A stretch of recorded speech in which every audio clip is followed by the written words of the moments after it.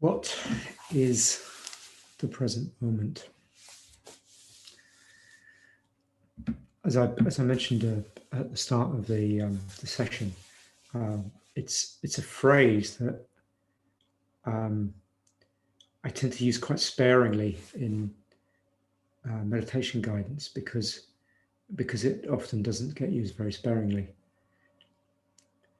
It's kind of like I think it was John Kabat-Zinn who said that in Wherever You Go, There You Are, which is one of his books.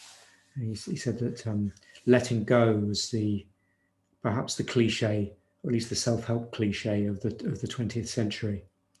And I wonder if being in the present moment is the equivalent of the 21st century so far.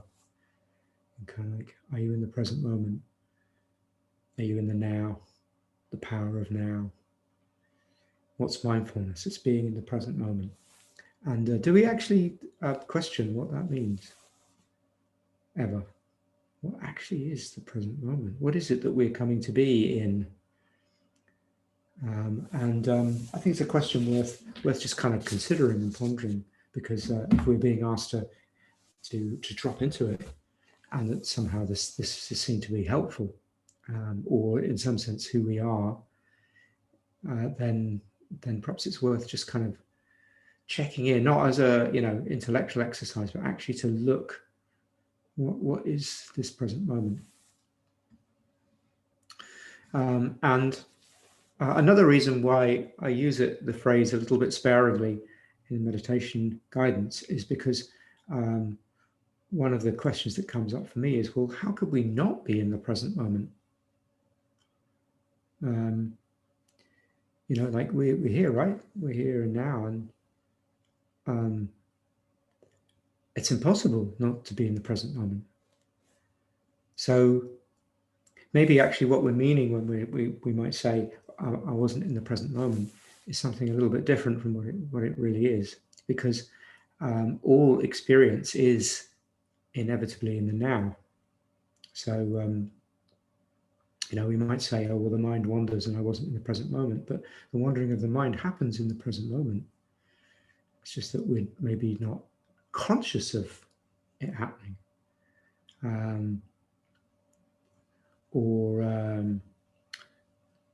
if we're caught up in a sound and don't,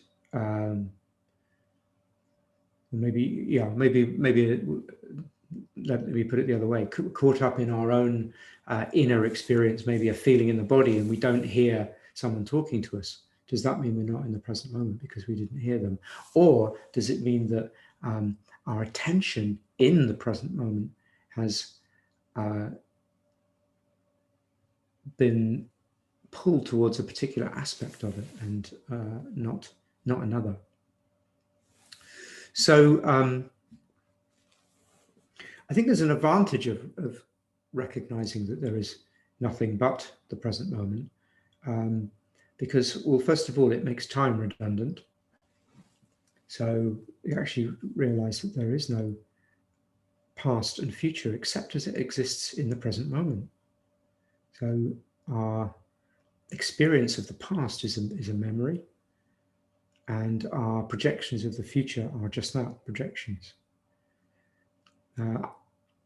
I don't know if she actually said it, because it's one of those kind of phrases that goes around the internet, but I've seen Eleanor Roosevelt quoted as the origin of the quote, yesterday's history, tomorrow's mystery, today is a gift, and that's why they call it the present. So, yesterday's history, tomorrow's a mystery. So there's nothing actually but now.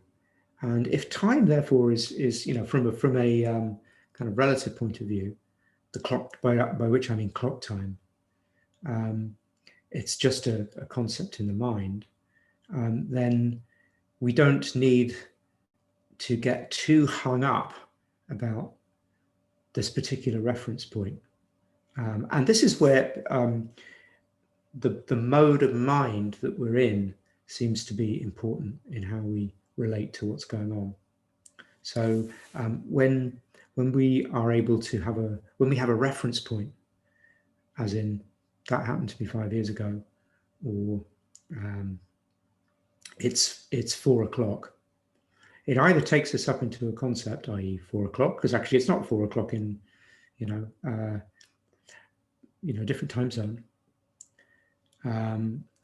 Then we are kind of moving into the abstract, moving away from the direct, and I'll be careful with my words here, because I was going to say direct experience, but of course concept is a direct experience. Away from a certain part of our being, the kind of embodied, sensory, non-grasping,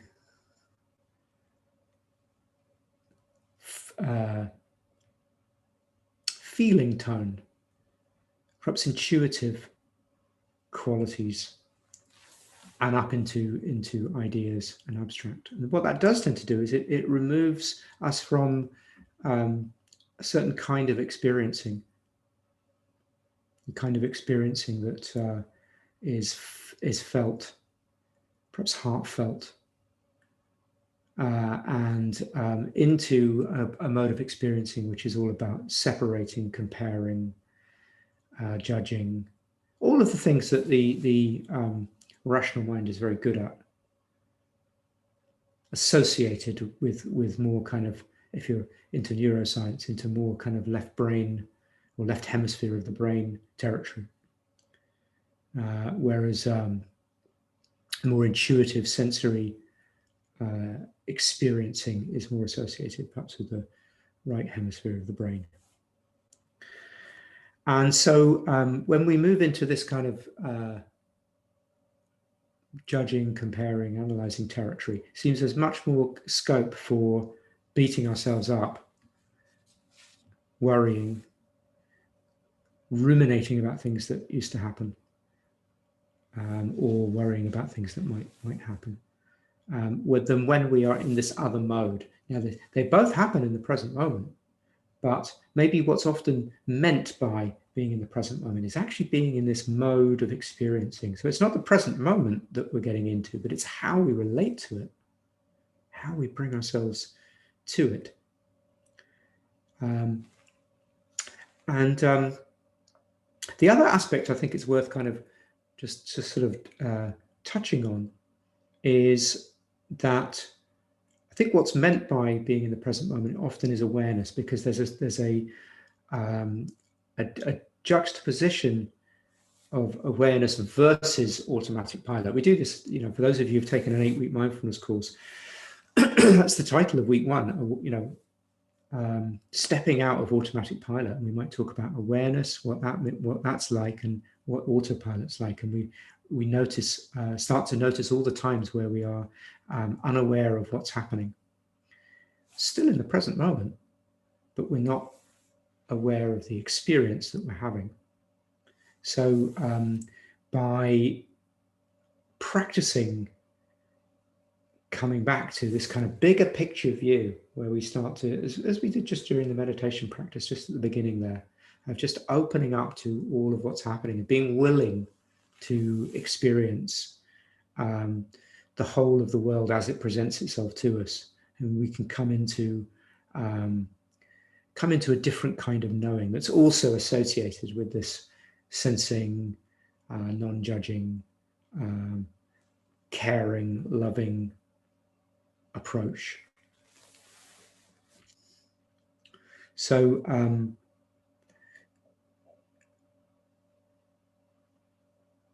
perhaps what's sometimes meant by the present moment is really awareness of what's happening, rather than just being in what's happening. Because like my dog's in the present moment, in the sense of it's kind of it's always now. Well, maybe there's a little bit of future, but not very much. Kind of like it's the next 30 seconds or so. might have, it's got some sense of the prefrontal cortex and kind of being able to plan ahead, but not much. And yet, we wouldn't say really that, that my dog is very mindful, even though it's supposedly in the present moment. So again, there's this maybe sort of slight mismatch between what we say being in the present moment is when we mean mindfulness, and actually what being in the present moment is. So it's not just this sensory quality, not just this embodiedness which the dog has. It's a knowingness. So when we're talking about being in the present moment, when with a relationship to mindfulness, it's being, yes, but it's also knowing the being. So being the knowing and knowing the being. And there's something kind of spacious and unchanging in that, in the awareness. John Kabat-Zinn is often quoted as saying, your awareness of pain is not in pain. Your awareness of depression is not depressed. Your awareness of anxiety is not anxious. And what he's getting at there is the sense of the sky-like quality of awareness in which all of the weather of life happens. And so what's often sort of implied, I think, when people say, being in the present moment, is actually this relationship to what's happening now that's more spacious, open, and recognizing reality rather than being completely tied up in it. So, so yeah, it's perhaps not as simple as we'd like it to be. You say, "Oh, come on, be in the present moment," but then that's maybe why, why it's become a cliche, and why, for many people, it's actually quite irritating. I don't know if has anyone ever told you to be in the present moment? Kind of like, you're not in the present moment. It's kind of like really annoying, isn't it? I'm not in the present moment. So we could kind of be quite judgmental of ourselves. My mind wandered. I wasn't in the present moment. So I wonder if we could, kind of expand perhaps this meaning of being in the present moment. Because the great thing about it is that if we can do that, if we can actually recognize that we're never not in the present moment, then wow, there's not so much work to do. It's we're already here. There's no getting into the present moment to seek. So there's no striving. So maybe we can relax into how we are with all the mind wandering, with all of the judging, with all of the aversion, and see and be human in the midst of it. And it doesn't need to be so different. The only little tweak that we might make is in our the perspective that we might choose to bring to the present moment, to recognize the awareness that's already here, and to kind of